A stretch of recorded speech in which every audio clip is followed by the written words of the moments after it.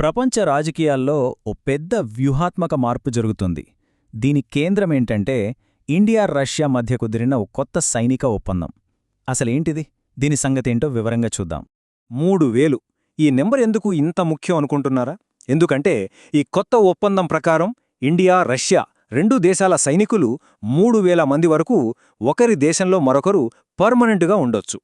ఇది మామూలు విషయం కాదు, చాలా పెద్ద మార్పు ఇది. సరే, ముందుగా ఈ ఒప్పందం గురించి మాట్లాడుకుందాం. అసలిది ఎంత చారిత్రాత్మకమైనదో, రెండు దేశాల మధ్య సంబంధాల్ని ఎలా మార్చబోతోందో అర్థం చేసుకుందాం. ఈ ఒప్పందం పేరు రెలోస్, అంటే reciprocal exchange of logistical support. అంటే ఒకరికొకరు సైనికపరంగా సహాయం చేసుకోవడం అన్నమాట.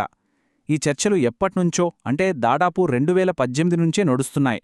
ఇన్నాళ్లకు ఫిబ్రవరి 2025లో ఇదొక ఒప్పంద రూపంలోకి వచ్చింది. ఇది సైనిక రంగంలో నిజంగా ఓ పెద్ద ముందడుగు. ఈ ఒప్పందం పరిధి చూస్తే చాలా పెద్దది. 3000 మంది సైనికులు, 5 యుద్ధనౌకలు, 10 ఫైటర్ జెట్లు ఒకరి దేశంలో మరొకరు ఉంచుకోవచ్చు. అంతేకాదు, ఇంకో ముఖ్యమైన విషయం ఏంటంటే ఆర్టిక్లో ఉన్న రష్యన్ నావల్ బేస్ను కూడా ఇండియా వాడుకోవచ్చు. మరి ఖర్చుల సంగతేంటంటారా? అక్కడొకడొక వెసులుబాటుంది. డబ్బుకు బదులు వస్తువులు, సేవలు ఇచ్చిపుచ్చుకునే బార్టర్ సిస్టమ్ పెట్టారు. అయితే అసలు ప్రశ్న ఏంటంటే, ఇదంతా సడన్గా ఇప్పుడెందుకు జరుగుతోంది? దీని వెనకున్న అసలు రాజకీయ కారణాలేంటో చూద్దాం. ఈ మార్పులన్నింటికీ మూలమెక్కడుందంటే మధ్యప్రాచ్యంలో, ముఖ్యంగా హార్ముజ్ జలసంధిలో పెరుగుతున్న టెన్షన్స్లో ఉంది. ఈ మధ్య ఏం జరిగిందంటే అమెరికా నేవీ ఇరాన్కి చెందిన ఒక 900 అడుగుల పెద్ద కార్గో షిప్ని, దాని పేరు మీతుస్కా, దాన్ని సీజ్ చేసింది. అంతే, ఈ ఒక్క సంఘటనతో అమెరికా ఇరాన్ మధ్య టెన్షన్స్ ఒక్కసారిగా తారస్థాయికి చేరాయి. సహజంగానే ఈ సంఘటనపై రెండు దేశాల వాదనలు వేర్వేరుగా ఉన్నాయి. అమెరికా ఏమంటోందంటే, మేం 6 గంటల పాటు వార్నింగ్ ఇచ్చినా ఆ షిప్ వినకుండా మా నిషేధిత జోన్లోకి వచ్చింది అని. అదే ఇరానేమో, ఇది అన్యాయం, అంతర్జాతీయ సముద్ర జలాల్లో ఉన్న మా పౌర నౌకపై జరిగిన సముద్రపు దొంగతనం అంటోంది. చూడండి, ఈ గొడవ కేవలం ఆ రెండు దేశాల మధ్య అనుకుంటే పొరపాటే. ఇక్కడ చెప్పినట్టుగా ఈ సంఘర్షణ ప్రపంచంలోని ప్రతి మూలలో ఉన్న ప్రతి దేశాన్ని ప్రభావితం చేస్తుంది. ఇది ఎవ్వరికీ మంచిది కాదు. ఇది అందరిపైన ప్రభావం చూపిస్తుంది.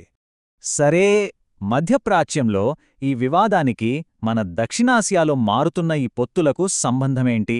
ఇప్పుడు ఆ కనెక్షన్ ఏంటో చూద్దాం. ఇక్కడొక ఆశ్చర్యకరమైన విషయమేంటంటే, ఇరాన్తో శాంతి చర్చల కోసం అమెరికా మధ్యవర్తిగా పాకిస్తాన్ను ఎంచుకుంది. ఈ ఒక్క నిర్ణయం ఈ ప్రాంత రాజకీయాలన్నింటినీ తలకిందులు చేసింది. గార్డన్ చాంగ్ లాంటి జియోపొలిటికల్ అనలిస్టులు సరిగ్గా ఇదే పాయింట్ చెప్తున్నారు. వాషింగ్టన్ ఇలా పాకిస్తాన్ వైపు మొగ్గు చూపడం వల్ల కొన్ని ఇబ్బందికరమైన పరిణామాలుంటాయని ఆయన అంటున్నారు. బహుశా ఇండియా తన వ్యూహాన్ని మార్చుకోవడానికి ఇదొక ముఖ్య కారణం కావచ్చు. ఈ స్లైడ్ చూస్తే మనకు విషయం ఇంకా స్పష్టంగా అర్థమవుతోంది. అమెరికాతో మనకున్న పాత ఒప్పందం లెమోయా, దానితో పోలిస్తే రష్యాతో కుదిరిన ఈ కొత్త రీలోస్ ఒప్పందం చాలా అంటే చాలా పవర్ఫుల్.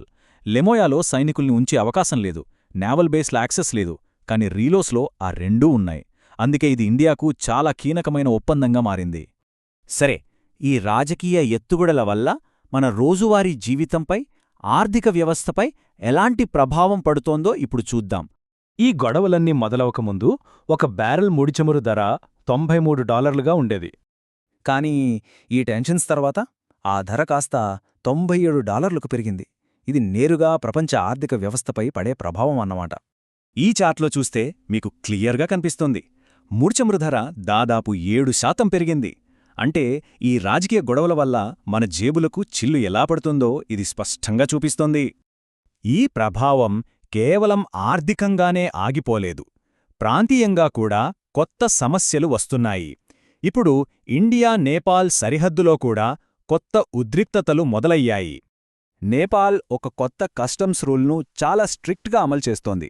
దీని ప్రకారమేంటంటే, ఇండియా నుంచి కేవలం $63 కంటే ఎక్కువ విలువైన వస్తువులు తెచ్చితే కూడా పన్ను కట్టాల్సిందే. ఇది ఏళ్లుగా స్వేచ్ఛగా సాగుతున్న వ్యాపారాన్ని, సరిహద్దు ప్రజల జీవనాన్ని తీవ్రంగా దెబ్బతీస్తుంది.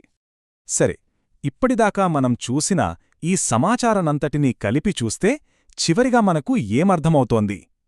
ఈ పరిణామాలన్నీ కలిసి ప్రపంచ రాజకీయ పటాన్ని ఎలా తిరిగి గీస్తున్నాయో చూద్దాం. కాబట్టి మనం గుర్తుంచుకోవాల్సిన ముఖ్యమైన విషయాలేంటంటే, 1. ఇండియా రష్యా రీలోస్ ఒప్పందం సైనిక పొత్తుల్లో ఒక మేజర్ షిఫ్ట్. 2. ఇది అమెరికా-ఇరాన్ టెన్షన్స్కి ఒక డైరెక్ట్ రియాక్షన్. 3. అమెరికా పాకిస్తాన్ వైపు మొగ్గు చూపుతోందనే భావనకు కూడా ఇదొక సమాధానం. ఈ మార్పుల వల్ల ఆర్థికంగా, ప్రాంతీయంగా అస్థిరత పెరుగుతోంది. మొత్తానికి ప్రపంచశక్తి సమీకరణాలు మళ్లీ కొత్తగా సర్దుకుంటున్నాయి. ప్రపంచంలోని పెద్ద దేశాలన్నీ ఇలా తమ పొత్తుల్ని మార్చుకుంటుంటే ఈ అనిశ్చితి మనందరి భవిష్యత్తుకు ఏం సంకేతమిస్తోంది? ఇది మనమందరం ఆలోచించాల్సిన ప్రశ్న.